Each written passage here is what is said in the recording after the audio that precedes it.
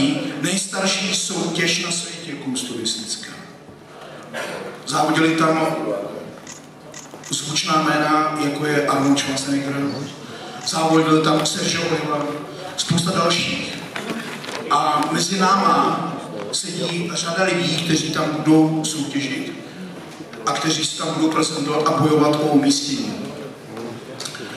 Z hlavy vám neřeknu všechny jména, ale jste viděli některé na podiu, některý.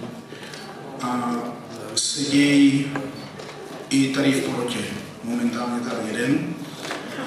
A budu velmi rád, když budete sledovat náš web, když budete sledovat facebookové stránky a podpoříte tyto závodníky. Týden na to v podstatě na začátku listopadu odlítá opět česká reprezentace na mistrovství světa do Jihoafrické republiky a to mistrovství světa je federace VFF, Světové fitness federace, kde máme jedinou ženu zastoupení a jediného profíka zastoupení v této federaci, jediného mástra. Byl bych velmi rád, kdyby se tohleto naše reprezentování rozrostlo. Závodníků jste dneska viděli hodně, jedná se o VFF-ko, NABU, bikiny, fitness modely. Budu rád, když mnou přijdete, podpoříte tenhle sport. Pojďme na vyhlášení.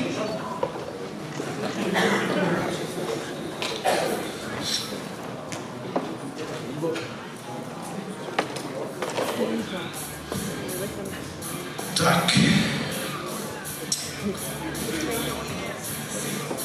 Absolutním vítězem se stává. Koho typujete?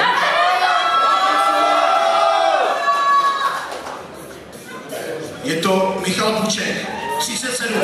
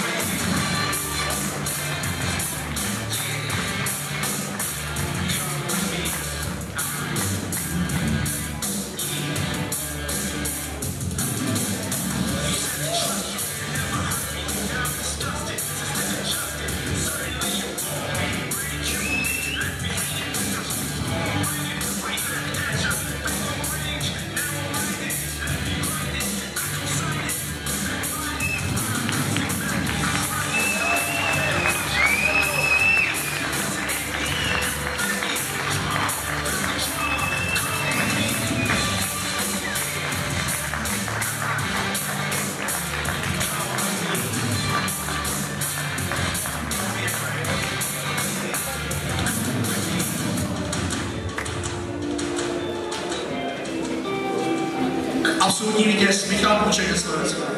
Gratuluji.